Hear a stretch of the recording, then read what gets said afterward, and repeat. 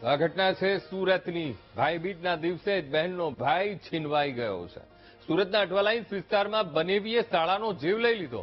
માથામાં બોથડ પદાર્થ મારી શાળાની નિર્મમ હત્યા કરી નાખી। બનેવી લાલાએ શાળા સુરેશ રાઠોડને મોતને ઘાટ ઉતાર્યો છે।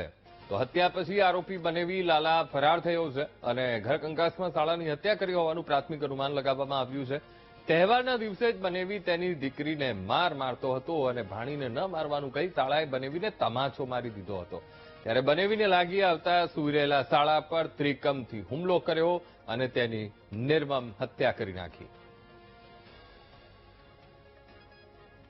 સવારમાં હોસ્પિટલ સિવિલ હોસ્પિટલથી આપણને એમએલસી તરીકે એક વર્દી આવેલી કે એક જણ મરણ ગયું છે, જેને માથામાં તીક્ષ્ણ હથિયાર વડે માર મારવામાં આવ્યો છે અજાણ્યા ઈસમ દ્વારા।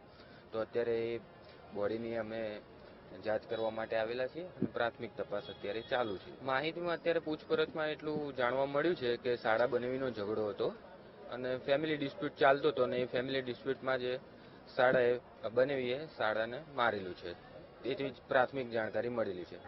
સુરતમાં ભાઈબીજના દિવસે જ હત્યાની ઘટના સામે આવી છે। ભાઈબીજના દિવસે બનેવીએ ભાઈની એટલે કે તેના શાળાની હત્યા કરી દીધી છે।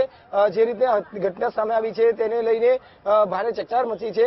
સુરતના અઠવાલાઇન્સ પોલીસનો વિસ્તારનો બનાવ છે, જ્યાં ડગ્ગરવાડ વિસ્તારમાં આ હત્યાની ઘટના સામે આવી છે, જેમાં ભાઈબીજના દિવસે જ બનેવીએ તેના શાળાની બોથડ પદાર્થ માથામાં બોથડ પદાર્થ મારી હત્યા નિપજાવી છે।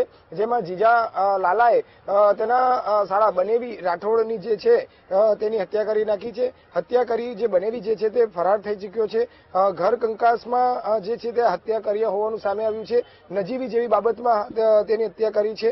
ત્યારે હત્યા જેની થઈ છે તેના જેને હત્યા કરી છે તેના પત્ની અને તેમની બહેન જેની હત્યા થઈ ગઈ છે તે આપણી સાથે જોડાયા છે। બેન, આપનું નામ? બેન, શું થયું હતું આજે? ભાઈબીજનો તહેવાર છે, શું થયું આજે? મારા ભાઈ તો ઉઠેલો હતો, મારા ભાઈને આવીને મારી દીધું। મેં તો બહાર કપડા ધોતી હતી, હોટેલામાં મારી દીધું। બધા હોટેલા હતા, મારી છોકરી છોકરા બધા, મારી મમ્મી મારો ભાઈ બધા હોટેલા હતા અને હોટેલામાં આવીને ટીકમ મારીને ભાગી ગયો।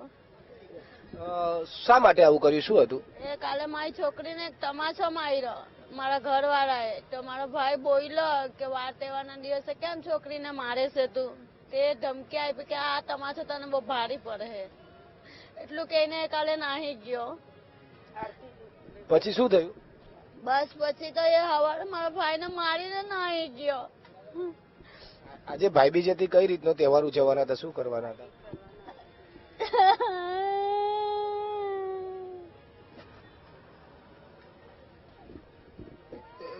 જે રીતે આજે આ ભાઈબીજનો તહેવાર અને આ તહેવારમાં જે છે તે બનેવીએ જ તેના શાળાની હત્યા કરી હોવાની ઘટના સામે આવી। ખૂબ જ ઉત્સાહ ઉમંગ સાથે હતો આજે ઉજવવાનો તહેવાર હતો, કરવાના હતા। તમે જણાવશો આજે ભાઈબીજના દિવસે કઈ રીતે ઉજવવાનો હતો ને શું ઘટના બની ગઈ?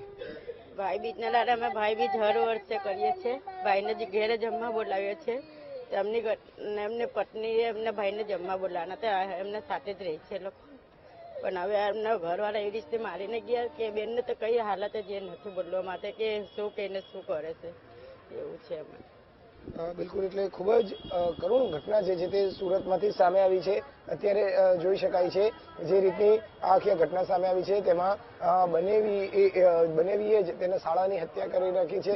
હાલ તેની બહેન પણ તેના ભાઈ માટે આજે ભાઈબીજના દિવસે અનેક એવા પ્રોગ્રામ જે છે તે કરી રાખ્યા હતા, આયોજન કર્યું હતું, પરંતુ તેના જ પતિએ તેના ભાઈની હત્યા કરી દેતા આખું પરિવાર પર અત્યારે શોકનું માજુલ ફરી વળ્યું છે। ખૂબ જ આઘાતજનક આખો આ ઘટના સામે આવી છે, જેને લઈને હાલ તો અઠવા પોલીસે પણ જે છે તે ગુનો નોંધી વધુ તપાસ હાથ ધરી છે। બીજી તરફ જે બનેવી જે છે તે પણ અત્યારે ફરાર થઈ ચૂક્યો છે। પોલીસે તેને પકડવા માટે જુદી જુદી ટીમો પણ બનાવી છે।